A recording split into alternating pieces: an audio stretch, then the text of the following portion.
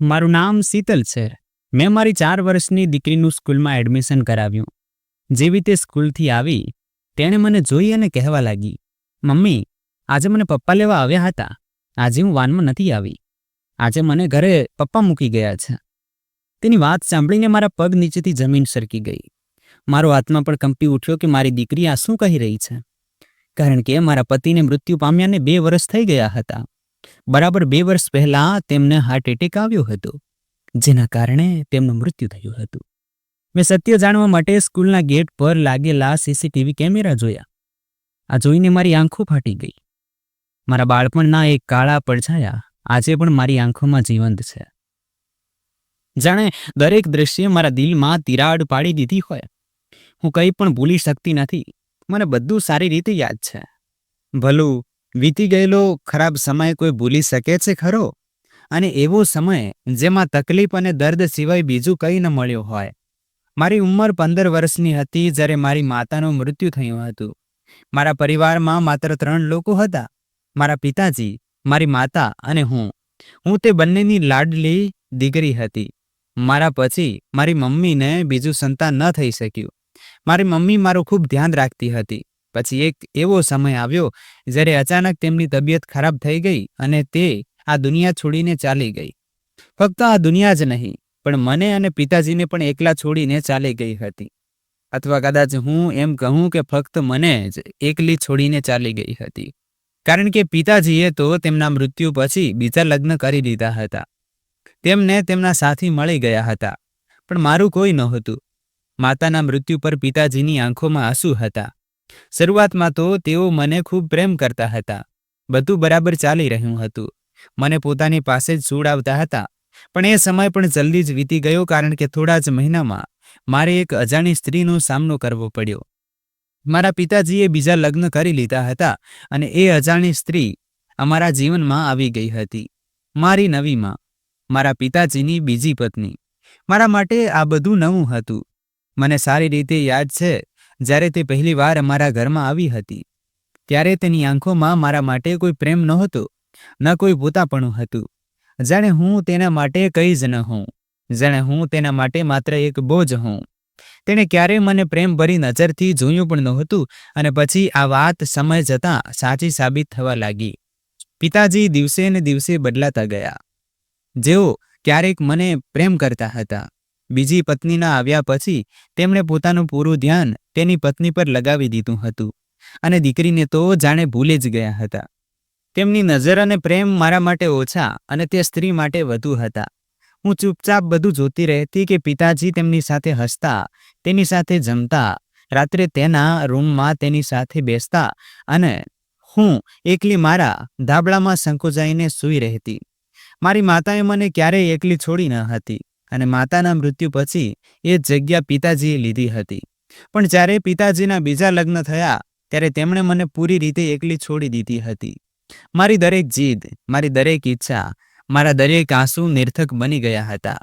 પિતાજીનો પ્રેમ હવે માત્ર તે સ્ત્રી માટે જ બચ્યો હતો. જ્યારે તે સ્ત્રીથી મારા પિતાજીનું બીજું સંતાન જન્મ્યું ત્યારે મારી હેસિયત ઘરમાં જાણે નોકરાણી જેવી થઈ ગઈ હતી. તેમણે 1 વર્ષમાં જ દીકરાને જન્મ આપ્યો હતો. હવે હું ઘરના બધા કામ કરતી હતી. વાસણ ધોવા, કપડાં ધોવા, ઝાડુ લગાવવું, ત્યાં સુધી કે રસોઈ પણ બનાવવી, બધું મારી જ જવાબદારી બની ગયું હતું. સાવકી માં પોતાના દીકરાને પણ મારા હવાલે કરી દેતી હતી. તેના દીકરાને સંભાળવો, તેને નવડાવવો, આખી રાત જાગીને તેના બધા કામ કરવા અને પછી આખો દિવસ ઘરના બધા કામ કરવા, આ બધું મારા માટે સામાન્ય બની ગયું હતું. સાવકી માના ચહેરા પર હંમેશા એક વિચિત્ર મુસ્કાન રહેતી હતી. પણ જ્યારે પણ પિતાજી ઘરમાં ન હોય ત્યારે તે મારું જીવવું મુશ્કેલ કરી દેતી હતી. તેની જીભમાંથી નીકળતા શબ્દો મારા દિલ પર તીરની જેમ વાગતા હતા. તે મને કહેતી, તું બહુ બદનસીબ છે, પોતાની માને ખાઈ ગઈ. અમે તો તારા પર દયા ખાઈને તને પાળી રહ્યા છીએ. નહીંતર આવી છોકરીઓ ગલીઓમાં ભટકે છે. હું નાની, ઓછી ઉંમરની હતી, કમજોર હતી, પણ આ શબ્દોને ચૂપચાપ સહન કરતી રહેતી. પિતાજીની સામે એકવાર મેં સાવકી માની ફરિયાદ કરવાની કોશિશ કરી તો તે રડતા રડતા પિતાજીની બાજુમાં બેસી ગઈ અને કહેવા લાગી, જુઓ, તમારી દીકરી મારા પર આરોપ લગાવી રહી છે. પિતાજીએ પણ મને પોતાની પાસે બોલાવી. તેમણે કહ્યું, બેટા, કેમ ખોટું બોલે છે? સાવકી માં કહેવા લાગી, હા, આ બહુ ખોટું બોલે છે. મારા પર આરોપ લગાવે છે. આને કાબૂમાં રાખવી પડશે, નહીતર કાલે ઉઠીને આપણું નામ બદનામ કરશે. તેના વધુ રડવા પર પિતાજીએ મારા ગાલ પર જોરદાર તમાચો માર્યો હતો અને કહ્યું હતું, આજ પછી ક્યારેય મારી પાસે તારી માની ફરિયાદ લઈને ન આવતી. તે તારા માટે કેટલું કરે છે, તારું કેટલું ધ્યાન રાખે છે, તારા બધા કામ કરે છે, તને માં બનીને પાળી રહી છે, છતાં તું તેના પર જ આરોપ લગાવે છે. મારા દિલમાં તે દિવસથી એક ઊંડો અફસોસ પેદા થઈ ગયો હતો. સ્કૂલ જ મારો એકમાત્ર સહારો હતો. ત્યાં હું થોડા કલાકો શાંતિથી શ્વાસ લેતી હતી. મારા જેવી છોકરીઓને હસતી જોઈને મારું દિલ બળતું જરૂર હતું, પણ હું મારા દિલને દિલાસો આપતી હતી કે હું પણ કંઈક બનીશ. એક દિવસ કદાચ મારી પણ જિંદગી બદલાઈ જશે. પણ એ દિવસ ક્યારેય આવવા દેવામાં ન આવ્યો. હવે મારી ઉંમર 17 વર્ષની થઈ ગઈ હતી. એક દિવસ સ્કૂલથી પાછા ફરતી વખતે કેટલાક છોકરાઓ રસ્તો રોકીને ઊભા રહી ગયા હતા. ગંદી અને લડાઈ ઝઘડાની વાતો કરવા લાગ્યા. મેં આગળ વધવાની કોશિશ કરી તો તેમણે મારો રસ્તો રોકી દીધો. હું ડરી ગઈ હતી, કંપી રહી હતી. પાછળ વળીને જોયું તો કોઈ દેખાઈ રહ્યું ન હતું. અચાનક મને એક અવાજ સંભળાયો, અરે ઓ, આને હાથ ન લગાવતા, નહીતર તમારો હાથ તોડી નાખીશ. આ રોહિત હતો. તેણે છોકરાઓને ધક્કો માર્યો અને મારી સામે આવીને ઊભો રહી ગયો. મને પોતાની પાછળ છુપાવવાનો ઈશારો કર્યો અને પછી તે છોકરાઓને એવી રીતે ભગાડ્યા જાણે તેઓ કચરાનો ઢગલો હોય. મારી નજર તેના પર હતી. પછી જ્યારે તે મારી તરફ ફર્યો ત્યારે તેની આંખોમાં કંઈક એવું હતું જે મારા દિલને શાંતિ આપી ગયું હતું. મેં નજર ઝુકાવી લીધી, પણ દિલ પહેલી વાર કોઈ અજાણ્યા ધબકારાને અનુભવી રહ્યું હતું. તે દિવસ પછી તે ઘણીવાર સ્કૂલના સમયે મારા રસ્તામાં આવી જતો. ક્યારેક દૂરથી મને હેલો કહી દેતો, તો ક્યારેક છાયડામાં ઊભો રહીને મારી તરફ જોતો. એક દિવસ તેણે મને પૂછી જ લીધું, તું કેવી છે? તે કદાચ મારી સાથે વાત કરવાના બહાના શોધી રહ્યો હતો, પણ હવે તેને વાતની શરૂઆત કરવી જ હતી તો તે કરી ચૂક્યો હતો. મેં ખચકાટ સાથે જવાબ આપ્યો, ઠીક છું. તે મુસ્કુરાઈને કહેવા લાગ્યો, તું હસતી રહેજે, હસતી વખતે બહુ સુંદર લાગે છે.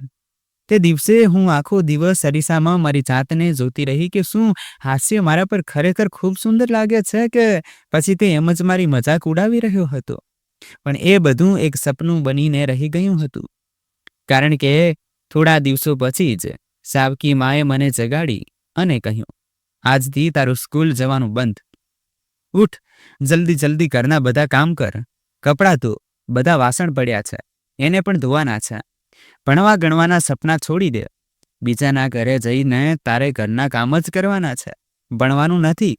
મેં કંઈ કહેવાની કોશિશ કરી તો તેણે જોરથી મને વાળથી પકડીને રસોડા સુધી ખેંચી અને કહેવા લાગી, આજ સાંજનું જમવાનું તારે જ બનાવવાનું છે. હું રડતી રહી અને મજબૂરીથી મારે ઘરના બધા કામ કરવા પડ્યા. પિતાજી જ્યારે સાંજે ઘરે આવ્યા ત્યારે કહેવા લાગ્યા, આજે તું સ્કૂલ કેમ નહોતી ગઈ? હજુ મારા મોંમાંથી શબ્દો નીકળ્યા પણ નહોતા કે મારી સાવકી માએ આગળ વધીને કહ્યું, તમારી દીકરી ભાગી ગઈ હતી. ગલીઓમાં ખબર નહીં ક્યાં ક્યાં ફરતી રહી હતી. હું પકડીને એને ઘરે લાવી છું. પહેલાં તો પિતાજીએ મને ઘૂરીને જોયું. તેમણે મારી કોઈ વાત ન સાંભળી અને મારા પર હાથ ઉપાડ્યો. તેમણે મારી વાત સાંભળી પણ નહીં અને પોતાની પત્ની પર વિશ્વાસ કરી લીધો. તેમણે મારા વાળ ખેંચતા કહ્યું, શરમ કર, તું મારી દીકરી છે અને આવા કામ કરતી ફરે છે. શરીફ છોકરીઓ આમ નથી નીકળતી.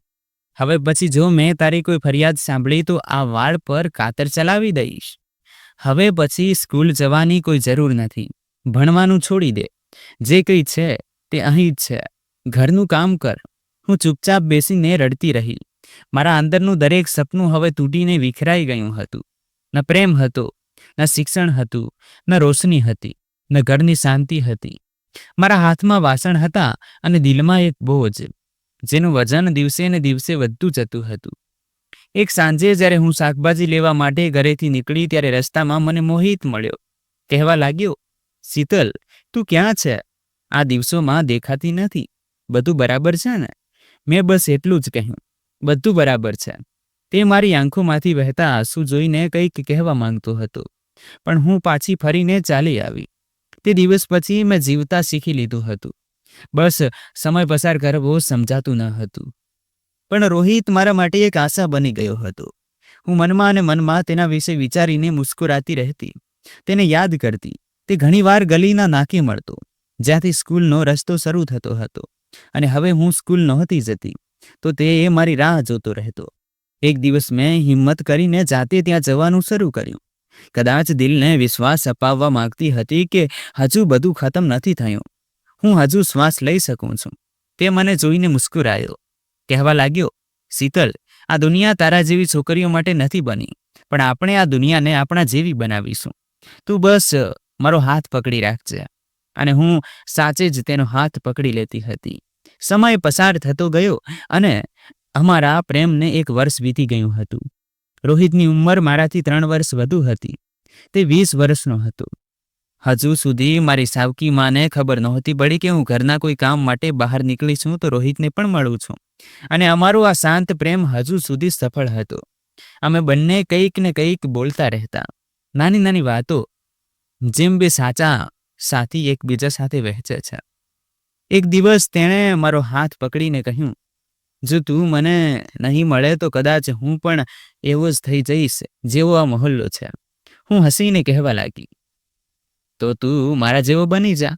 તે ગંભીર થઈને કહેવા લાગ્યો, હું તને વચન આપું છું કે તને ક્યારેય એકલી નહીં છોડું. તે મને પાર્કમાં લઈ જતો. અમે બેન્ચ પર બેસતા. તે મારી આંગળીઓ પોતાના હાથમાં લઈને પૂછતો, આ હાથ ક્યારે મારા હાથ પકડશે? હું હસી દેતી. અમે દરેક મુલાકાતમાં થોડા થોડા સપના ગૂંથતા, અમારા આવનારા સમય વિશે વિચારતા. તે કહેતો, એક દિવસ મારું પોતાનું ઘર હશે જેમાં તું મારી સાથે હોઈશ. હું હસતી રહેતી. તે કહેતો, તું એ જ રીતે એ ઘરમાં હસતી રહીશ અને હું તને જોતો રહીશ. આપણું એક નાનું સંસાર હશે જેમાં આપણા પોતાના બાળકો હશે. હું હસતી રહેતી અને કહેતી, અને મારા બાળકોને ભણાવવાની જવાબદારી મારી જ હશે. તે કહેતો, સારું, તો પછી રસોઈ હું બનાવી લઈશ. આ બધું અમારા માટે અમારા એ સપના હતા જ્યાં દુનિયાનો કોઈ ડર નહોતો, કોઈ ઝેર અમારા સુધી પહોંચી શકતું ન હતું. એક દિવસ એ જ થયું જેનો મને હંમેશા ડર રહેતો હતો. હું અને રોહિત પાર્કના ખૂણામાં બેઠા હતા.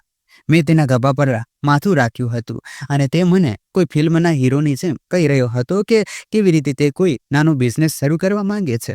અચાનક મારા ચહેરા પર જોરદાર તમાચો પડ્યો અને મેં ગભરાઈને નજર ઊંચી કરીને જોયું તો તે એ જ હતી, મારી સાવકી માં.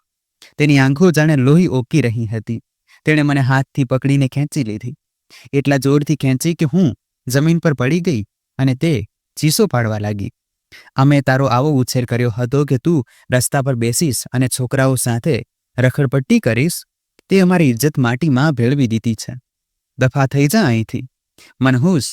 રોહિતે આગળ વધીને કંઈક કહેવા માંગ્યું તો મારી સાવકી માએ તેને ઘૂરીને જોયો અને કહ્યું, તારા જેવા લફંગા છોકરાઓ જ આવી છોકરીઓને બહેકાવે છે. હવે આ તારી છે, લઈ જા આને. અમે તો આની લાશને પણ અમારા ઘરની દહેલીજ પર આવવા નહીં દઈએ.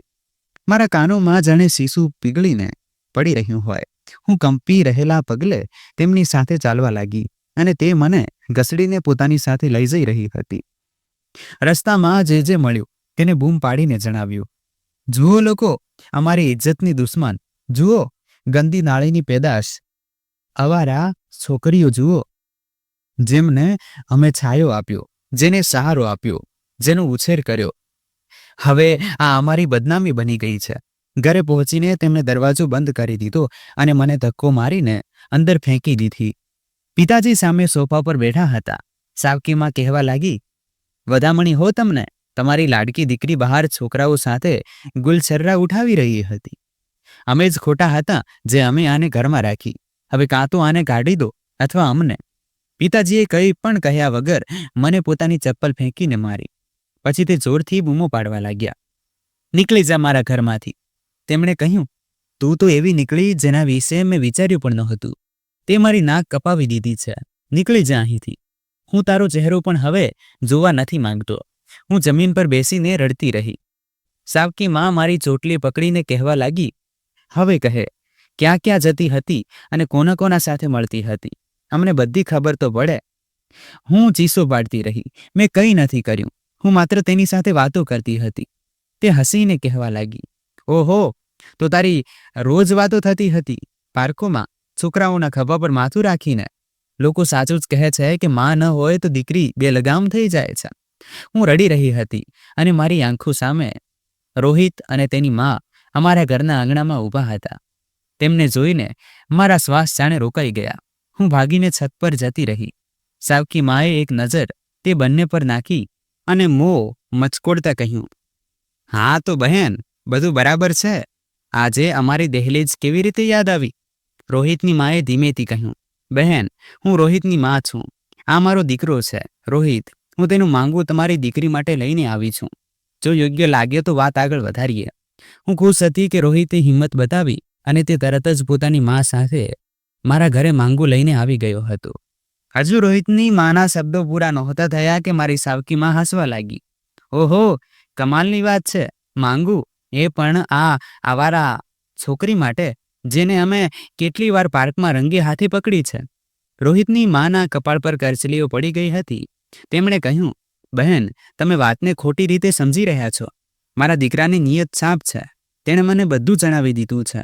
તેણે મને જાતે કહ્યું છે કે તે શીતલ સાથે ઇજ્જતથી રહેવા માંગે છે, તેને અપનાવવા માંગે છે. સાવકી માના શબ્દો બહુ કડવા હતા. આગળ તેમણે કહ્યું, જુઓ, અમે શરીફ લોકો છીએ. તમારો દીકરો તો રોજ અમારા ઘરના દરવાજા બહાર આંટા મારતો રહે છે. રોહિતે નજર ઊંચી કરીને જોયું અને કહ્યું, આંટી, હું શીતલને પ્રેમ કરું છું. અમે બંને એકબીજાથી રાજી છીએ. બસ તમારી મંજૂરી જોઈએ છે. સાવકી માએ તરત જ ઝટકો મારીને કહ્યું, બકવાસ બંધ કર તારી. તારા જેવા છોકરા પ્રેમ નથી કરતા. છોકરીઓને બહેકાવે છે, તેમની માસૂમિયતનો ફાયદો ઉઠાવે છે. શીતલ તો ભોળી છે.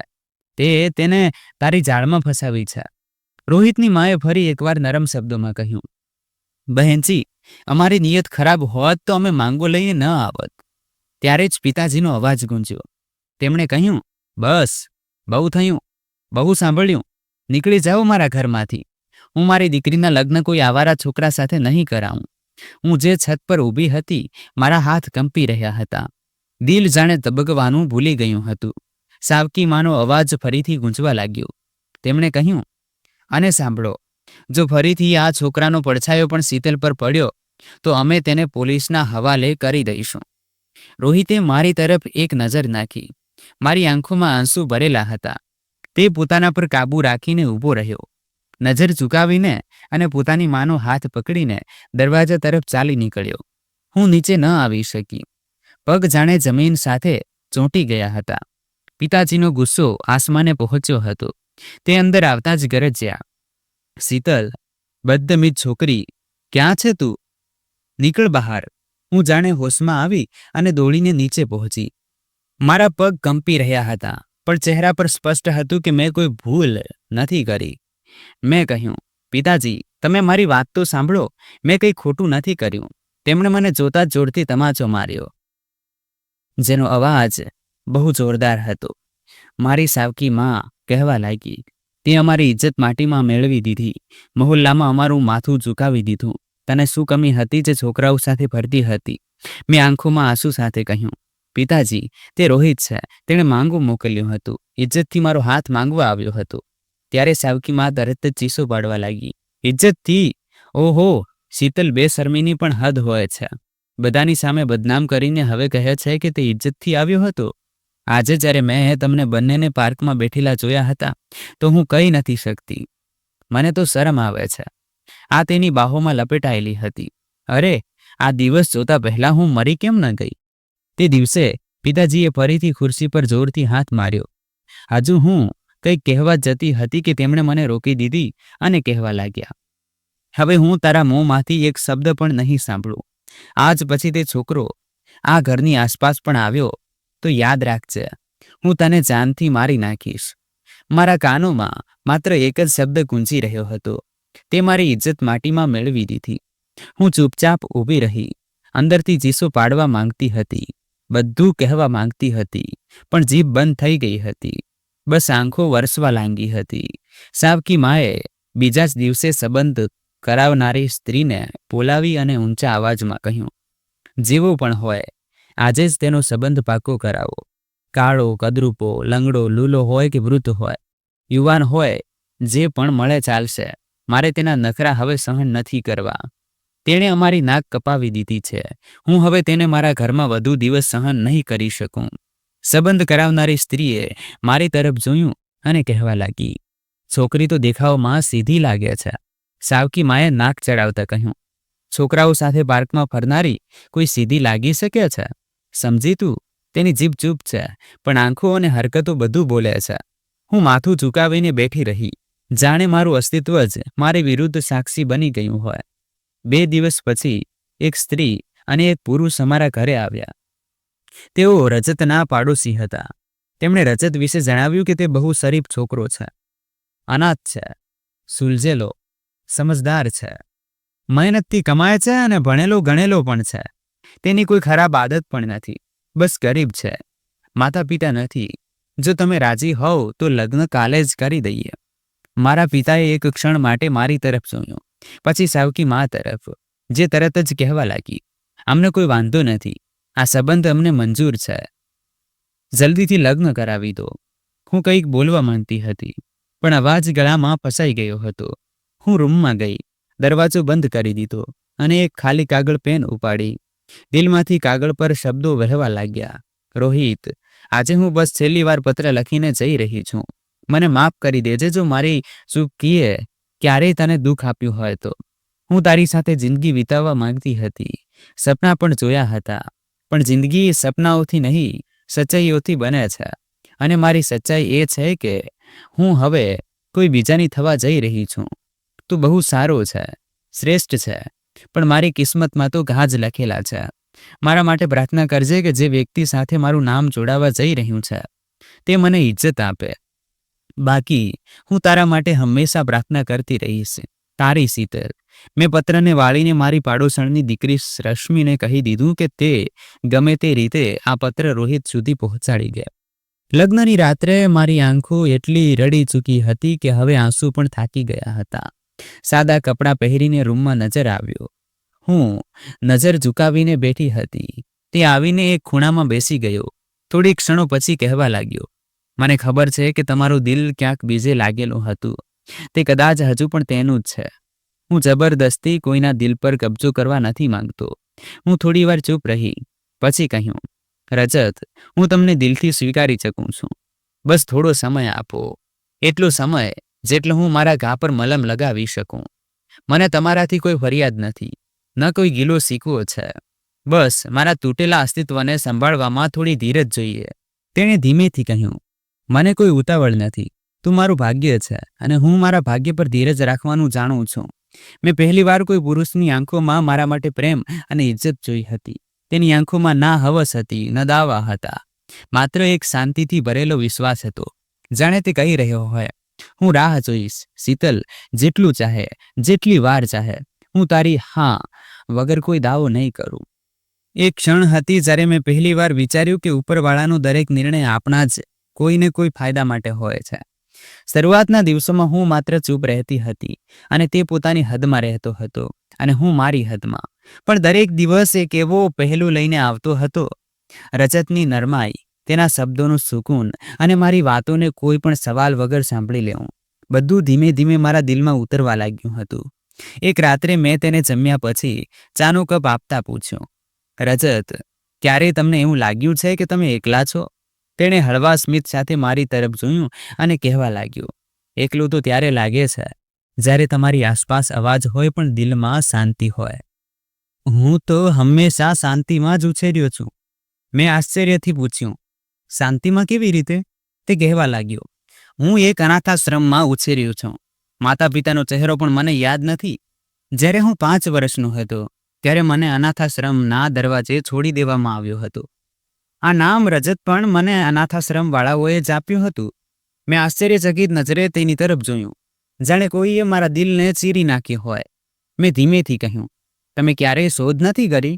ક્યારેય જાણવાની ઈચ્છા નથી થઈ કે તમારા માતા પિતા કોણ હતા? તેણે એક ક્ષણ માટે ચૂપ રહીને કહ્યું, હું બહુ નાનો હતો.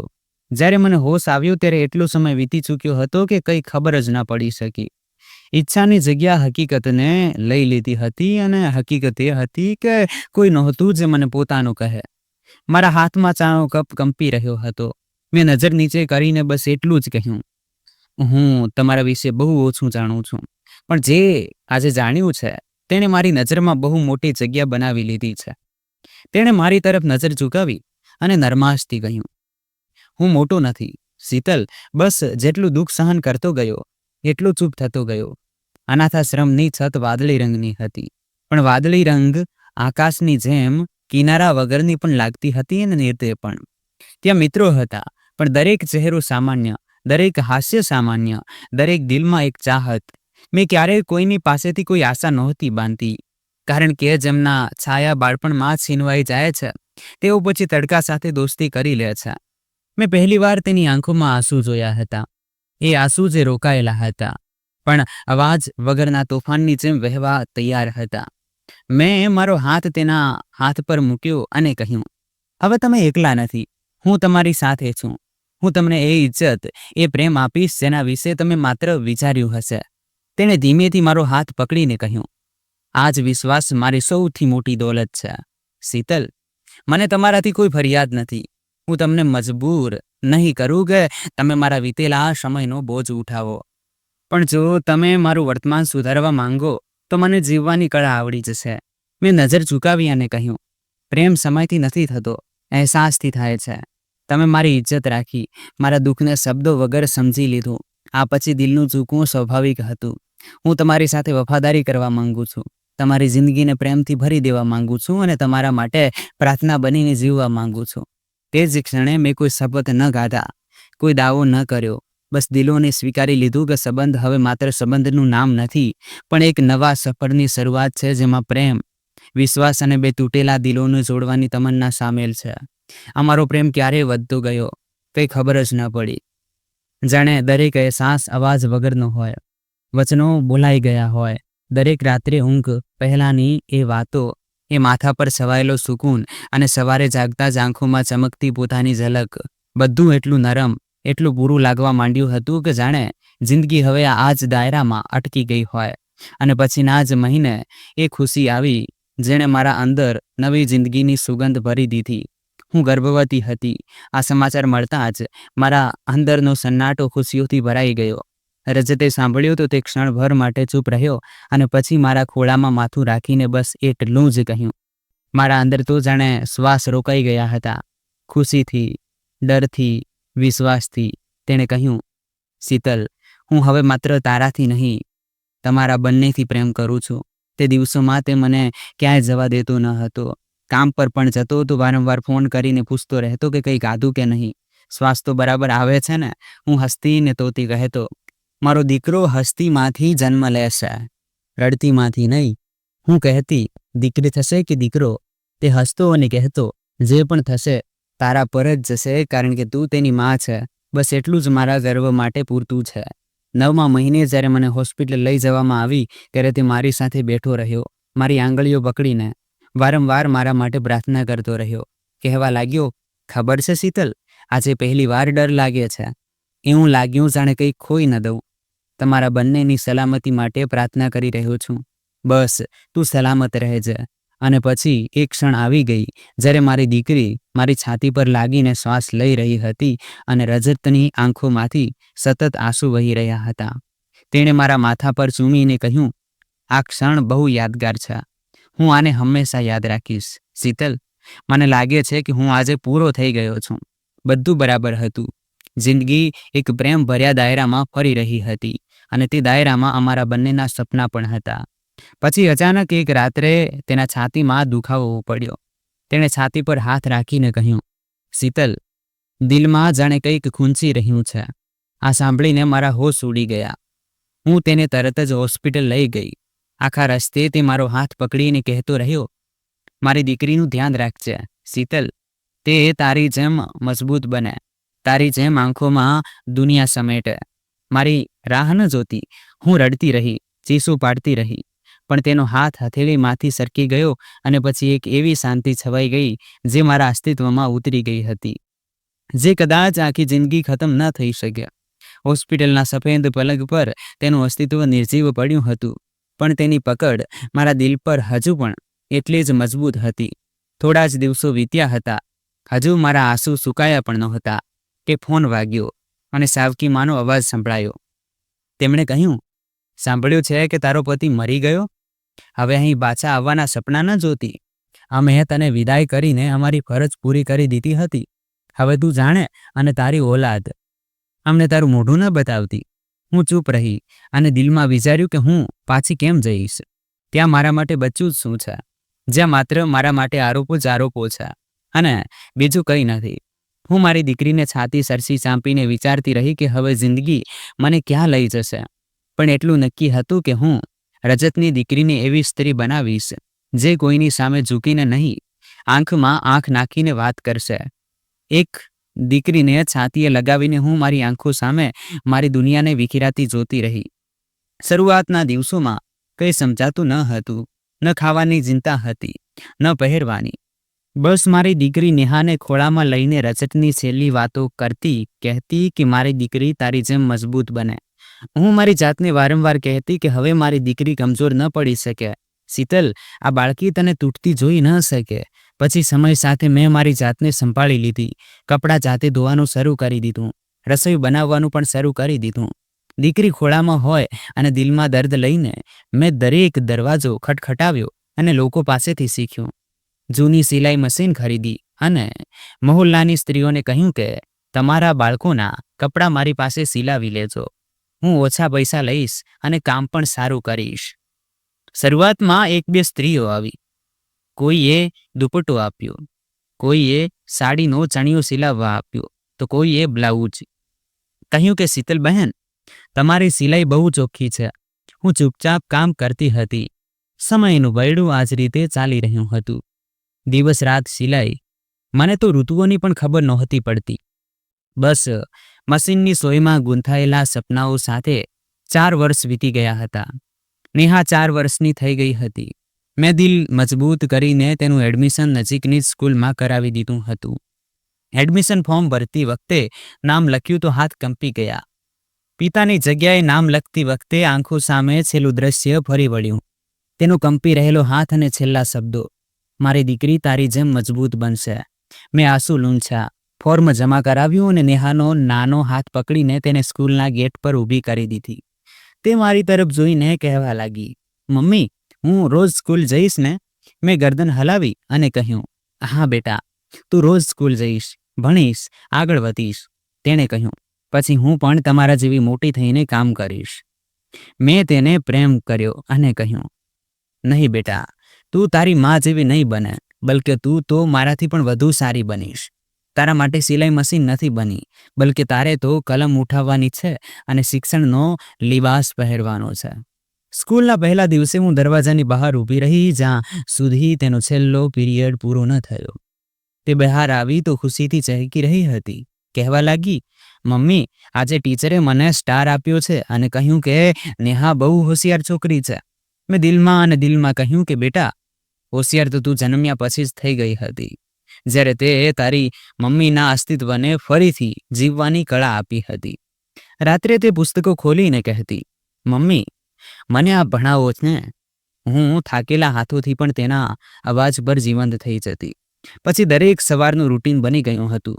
હું તેને તૈયાર કરતી, જાતે મશીન પર બેસી જતી. તે સ્કૂલ જતી અને પાછી આવીને મને દિવસભરની વાર્તા સંભળાવતી. તે દિવસે નેહા સ્કૂલથી ઘરે પાછી આવી તો ચહેરા પર એક વિચિત્ર મુસ્કાન હતી. સૂઝ ઉતારીને શરારતી અંદાજમાં આવીને મારી પાસે બેસી ગઈ. મેં મશીન બંધ કરી અને પૂછ્યું, શું વાત છે? આજે મારી દીકરી આટલી ખુશ કેમ છે?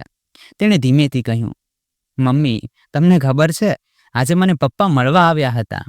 મારા હાથમાંથી દોરાની નળી પડી ગઈ. દિલની ધડકન એક ક્ષણ માટે જાણે રોકાઈ ગઈ. મેં ગભરાઈને કહ્યું, શું કહ્યું તે? તેણે કહ્યું, હા હા, પપ્પા આવ્યા હતા. તેણે માસૂમ શબ્દોમાં જવાબ આપ્યો. પપ્પા સ્કૂલના ગેટ પાસે ઊભા હતા. હું છુટ્ટીના સમયે બહાર નીકળી તો મને બૂમ પાડીને કહેવા લાગ્યા, નેહા બેટા, અને પછી મારી પાસે આવીને કહેવા લાગ્યા કે હું બહુ મોટી થઈ ગઈ છું અને પૂછવા લાગ્યા કે મને ડ્રોઈંગ કરતા આવડે છે કે નહીં. મેં કહ્યું કે નહીં, મને તો નથી આવડતું. તેમણે કહ્યું કે તે મને શીખવશે. મેં કહ્યું, મમ્મી ગુસ્સે થશે તો?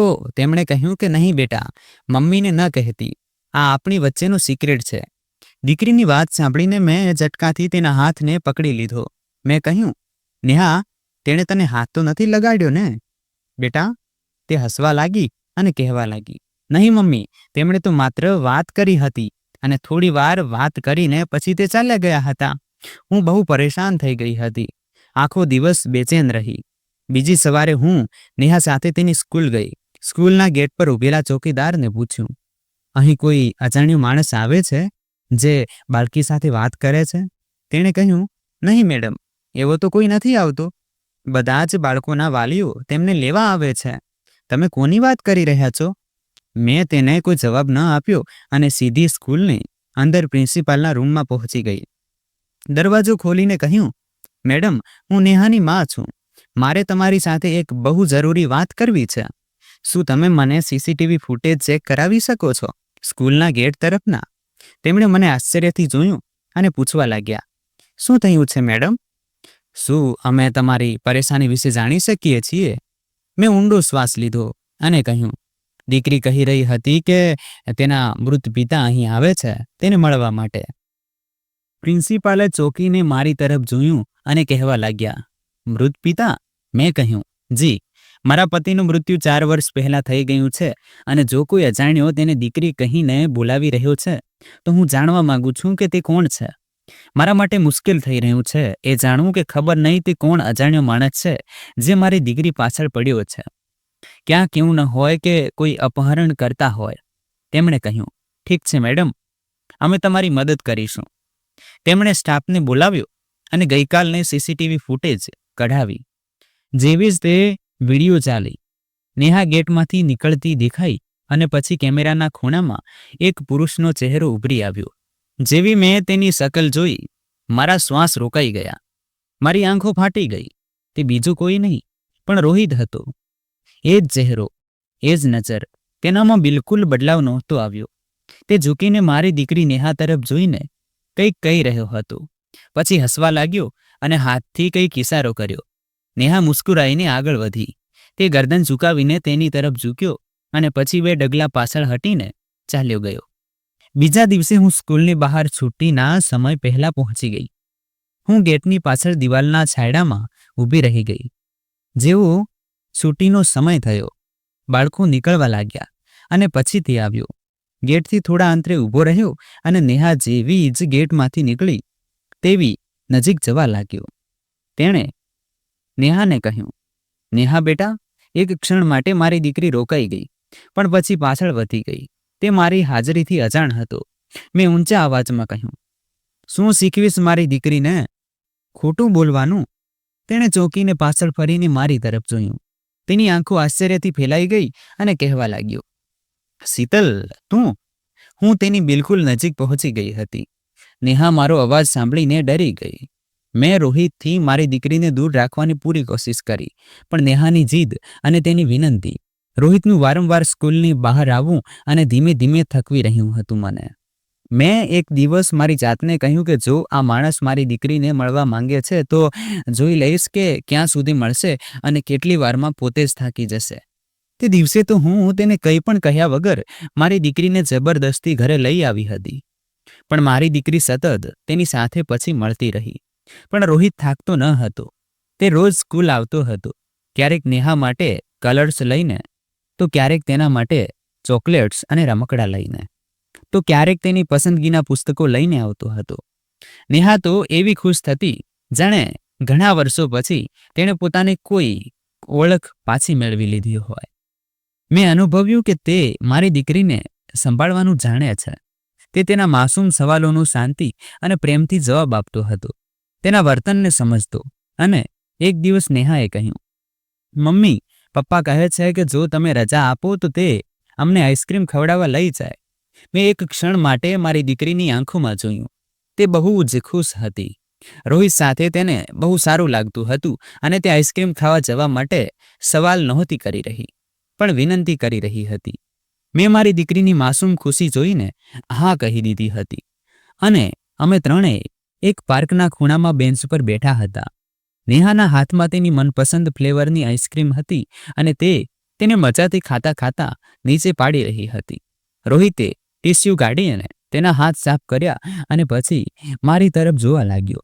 એ નજર જેમાં કોઈ દાવો ન હતો, બસ એક સવાલ હતો.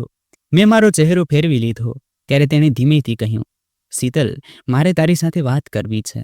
મેં કહ્યું, નેહાની સામે કંઈક એવું ન કહેતો જે તેને ગૂંચવી દે. તેણે ગરદન ઝુકાવી અને કહેવા લાગ્યો, હું તારા પતિના અંતિમ સંસ્કારમાં આવ્યો હતો. પાછળ ઊભો હતો, પણ આગળ આવવાની હિંમત નહોતી થઈ. બસ દૂરથી જ જોયો હતો તારો ચહેરો. તારા ચહેરા પર એ શાંતિ જેને તે ઘણું સહન કરીને આખરે મેળવી લીધી હોય. હું મારી જાતને તારો પતિ ન બનાવી શક્યો, તારી જિંદગીમાં સામેલ ન થઈ શક્યો.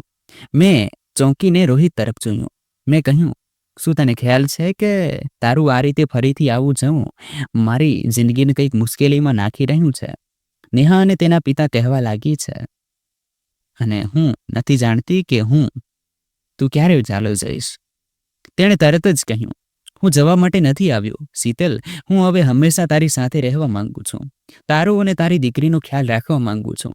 માત્ર નેહા માટે, તારા માટે અને મારા પ્રેમ માટે પણ. મેં હસીને કહ્યું, તને હક જ ક્યારે હતો મારા માટે કંઈ પણ થવાનો? મને તારી જિંદગીમાંથી દૂર કરી દેવામાં આવી હતી. તે કહેવા લાગ્યો, પણ હવે સમય બહુ બદલાઈ ગયો છે. ત્યારે હું કમજોર હતો, ડરપોક હતો, દુનિયાના ડરથી ડરી ગયો હતો, પણ હવે કંઈ પણ ગુમાવવાથી નથી ડરતો. નેહાએ વચ્ચે પૂછ્યું, મમ્મી, શું આપણે રોજ પપ્પા સાથે પાર્ક જઈ શકીએ? મારી દીકરી તેને દરેક વખતે પપ્પા જ કહેતી હતી, કારણ કે રોહિતે તેને કહ્યું હતું કે મને પપ્પા કહે છે. તેથી તે તેને અંકલ નહોતી કહી રહી, પણ તે પપ્પા જ કહી રહી હતી. રોહિતે નેહાને હસીને કહ્યું, બેટા, હું તારો પપ્પા જ છું. મને બહુ સારું લાગે છે જ્યારે તું મને પપ્પા કહે છે.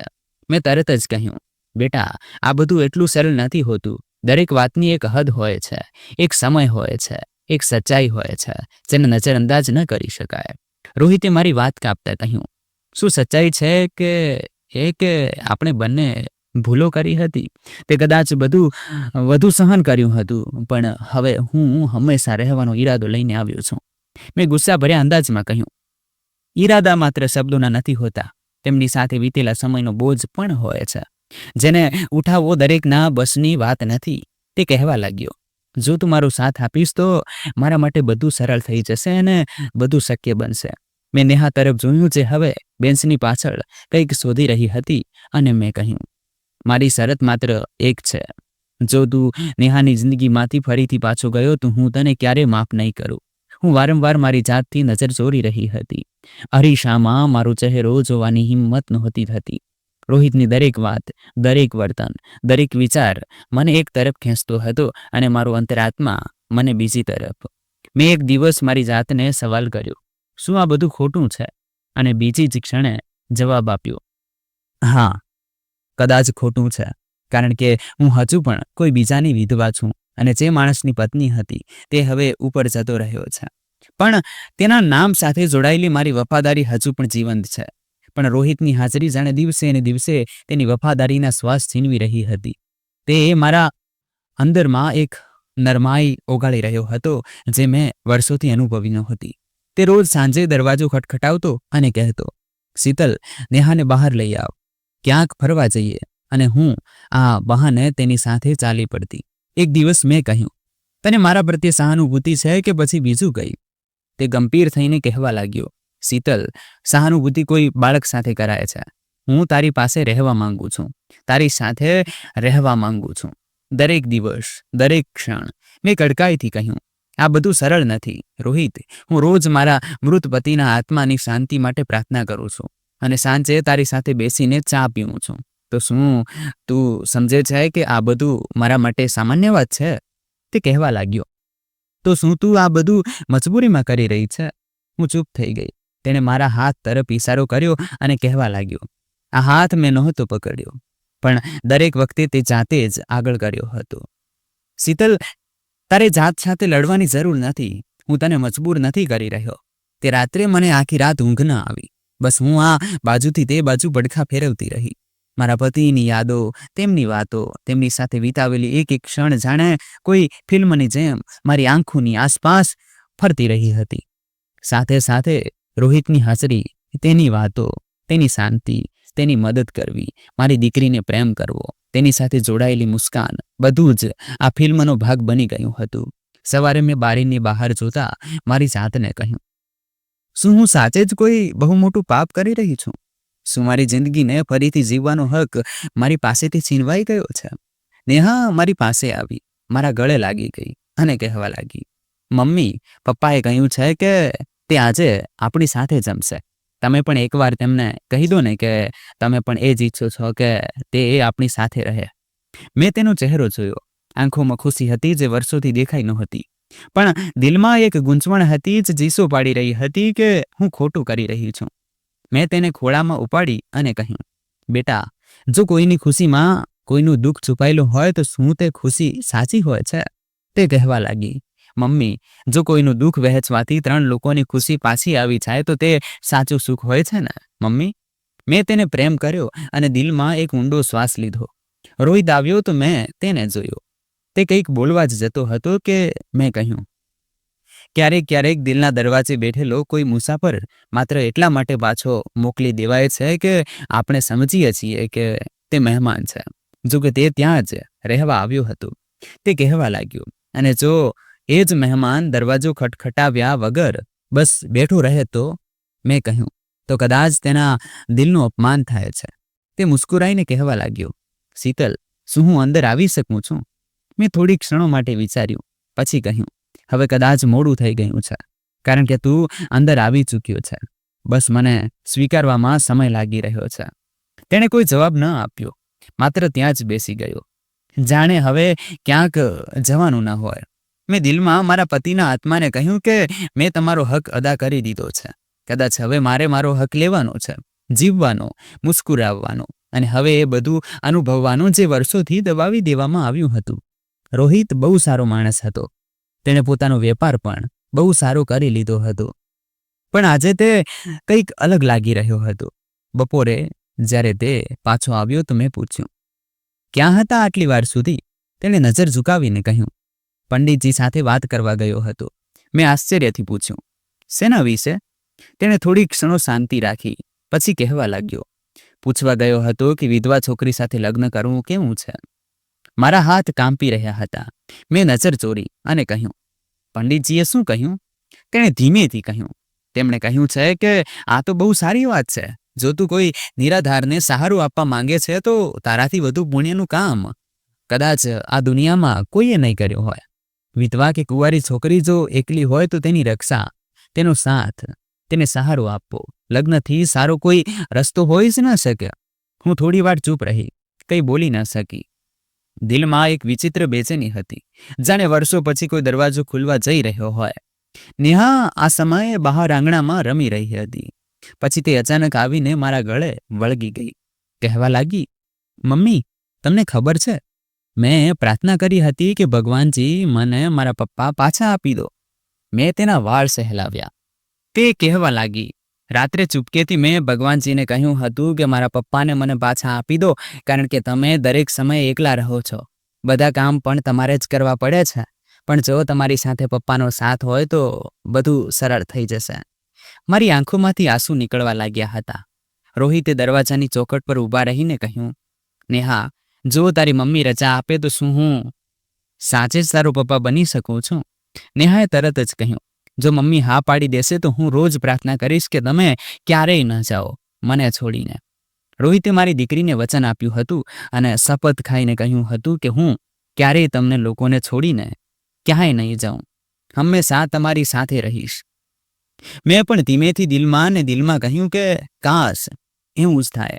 ઉપરવાળો તો દિલોમાં છુપાયેલી પ્રાર્થનાઓને પણ સાંભળી લે છે. કદાચ આજે એ દિવસ છે. બીજા દિવસે મેં અને રોહિતે મંદિરમાં જઈને લગ્ન કરી લીધા.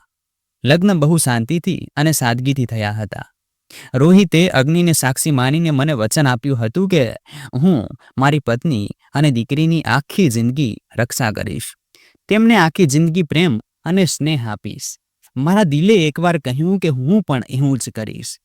જિંદગીની નવી શરૂઆત થઈ ચૂકી હતી અને ખુશ થઈને મારી દીકરી તાળીઓ વગાડી રહી હતી કે અમારા પપ્પા અમારી જિંદગીમાં પાછા આવી ગયા, અને કહેવા લાગી, હવે મારે રોજ પ્રાર્થના કરવી પડશે કે મારા પપ્પા ક્યાંય ન જાય. રોહિતે ઝૂકીને તેને ખોળામાં ઉપાડી લીધી અને કહ્યું, તારી પ્રાર્થના દરરોજ કબૂલ થશે બેટા. હવે આપણે ત્રણેય એક સાથે રહીશું. મેં તે જ ક્ષણે પહેલી વાર અનુભવ્યું કે કદાચ જિંદગીએ મારો હાથ ફરીથી પકડી લીધો છે. આ વખતે મજબૂતાઈથી, સલામતીથી અને સુગંધથી ભરેલા વિશ્વાસ સાથે. અને મારા દિલમાં જે પાપનો અહેસાસ હતો તે ક્યાંક પાછળ રહી ગયો. મને લાગતું હતું કે હું મારા પતિ સાથે બેવફાઈ કરી રહી છું, પણ મારી દીકરીની ખુશી પણ આમાં જ હતી.